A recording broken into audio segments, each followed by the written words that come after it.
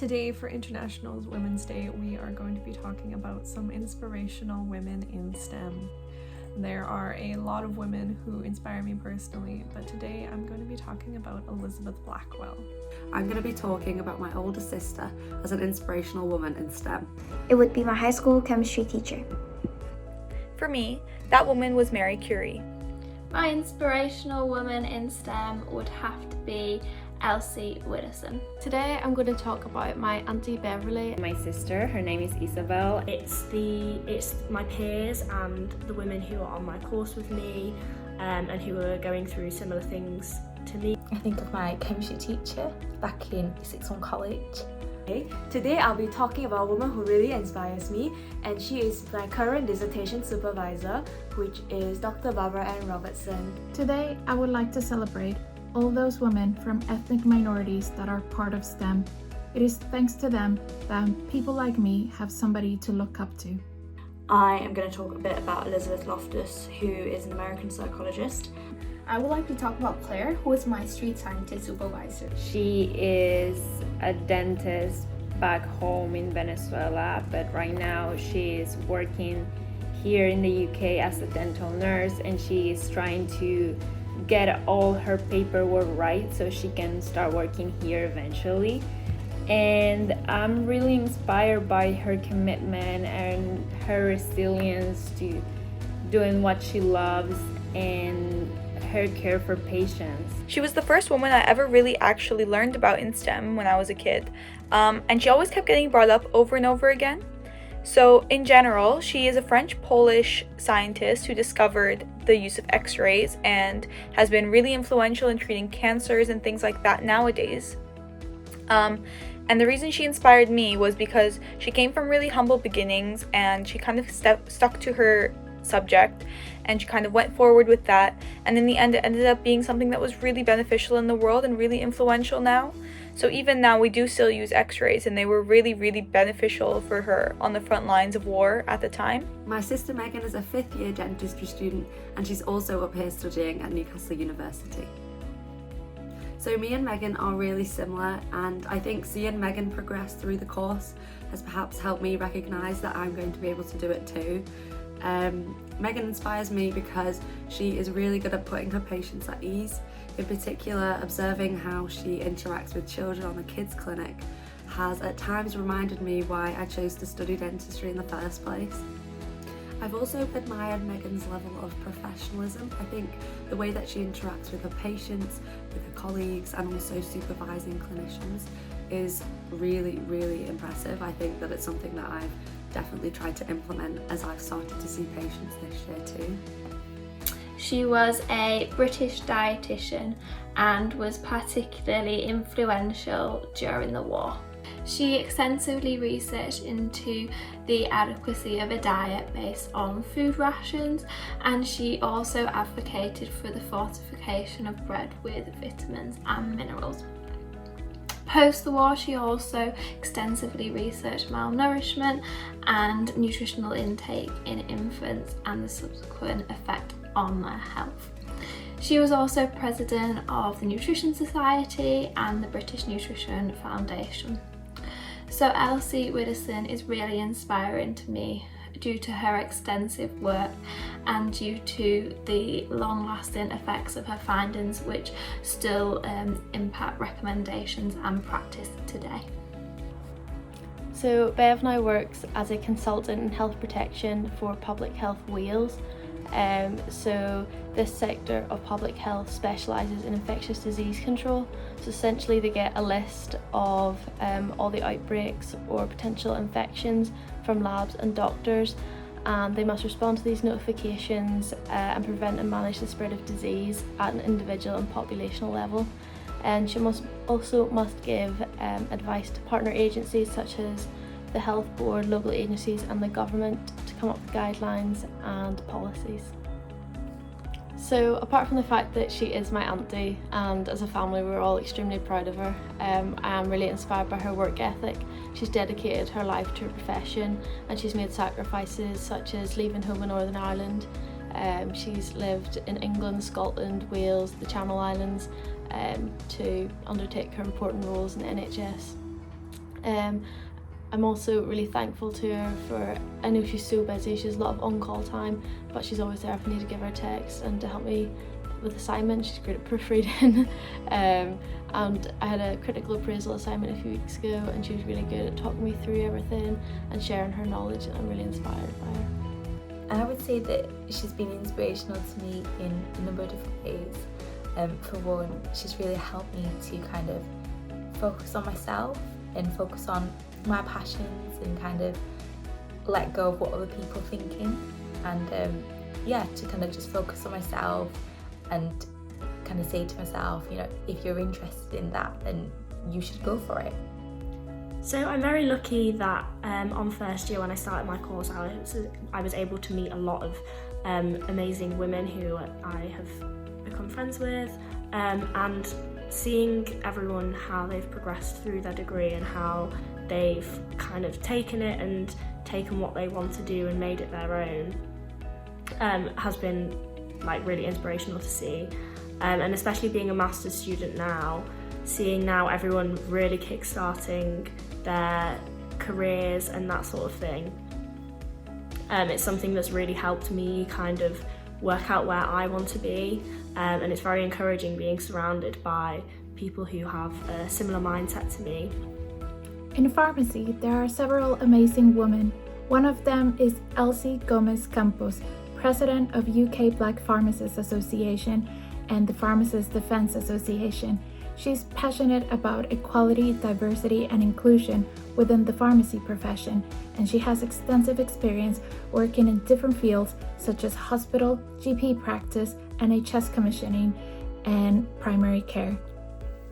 Barbara Ann predominantly researches in the area of behavioral neuroscience with a focus in memory and learning. And she's also a lecturer, and she's also the admissions tutor for the undergraduate psychology program. As I mentioned before, she's also my dissertation supervisor, and this year we are working on understanding episodic memory in individuals with aphantasia. And individuals with aphantasia are people who can't visualize images in their head, or in other words, cannot picture a picture in their mind. But she's definitely broadened my horizons and opened my eyes to many different opportunities and possibilities that I've never even sort of considered in the first place.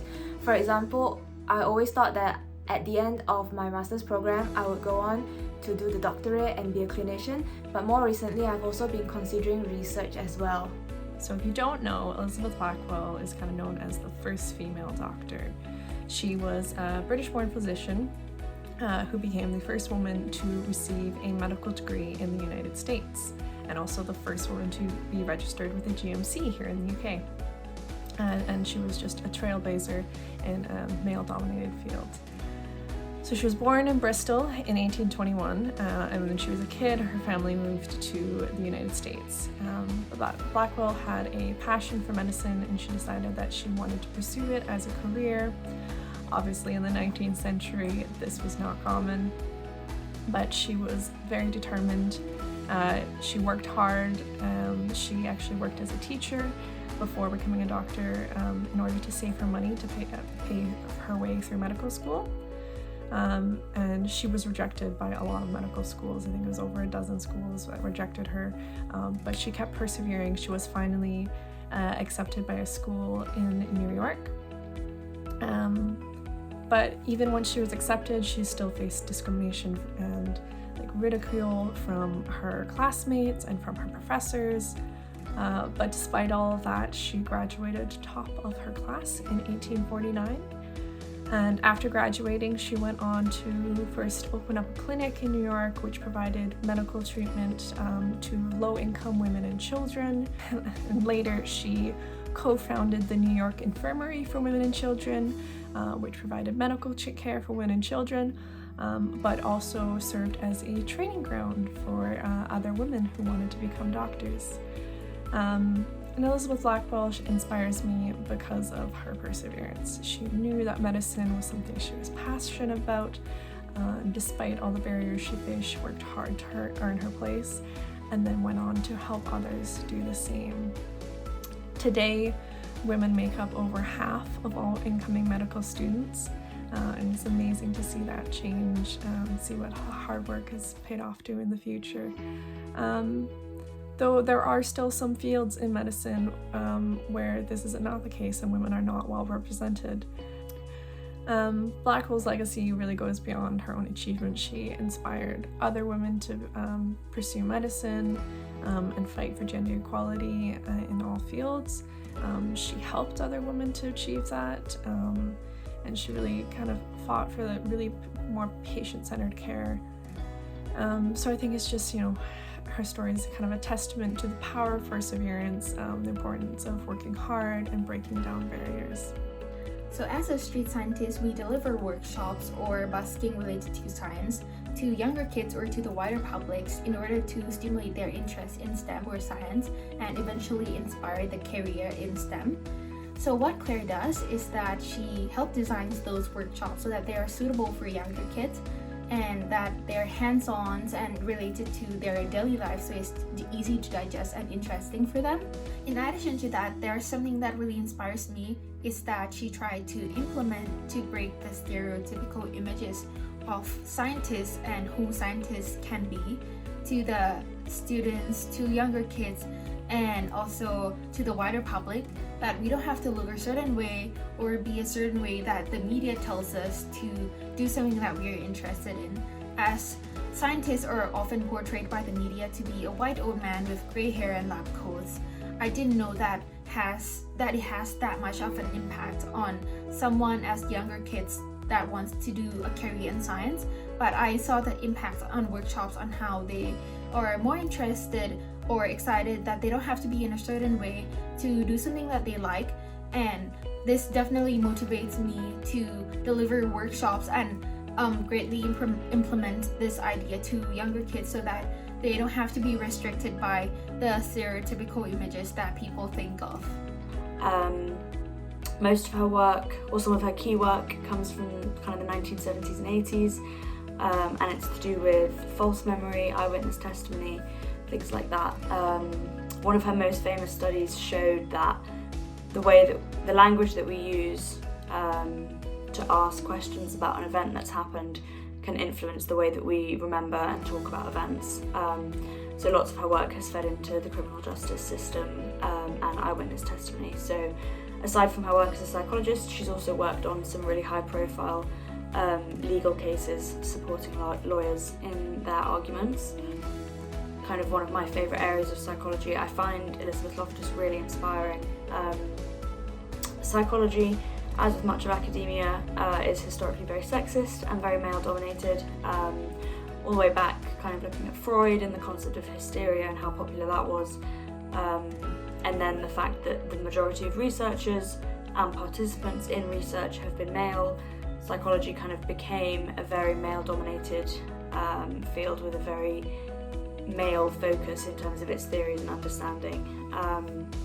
And even now, psychology is overwhelmingly female at undergraduate level, but in kind of higher roles, especially in academia, it is still male dominated. So I think the fact that Elizabeth Loftus was kind of pioneering incredibly influential seminal work back 50 years ago, I just find that really encouraging, and I think it's a great message to women who are kind of starting their journeys in psychology now.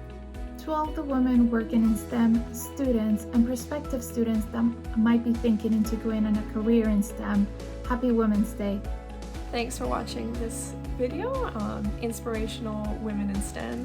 I hope you've been inspired by some of the women we've talked about today.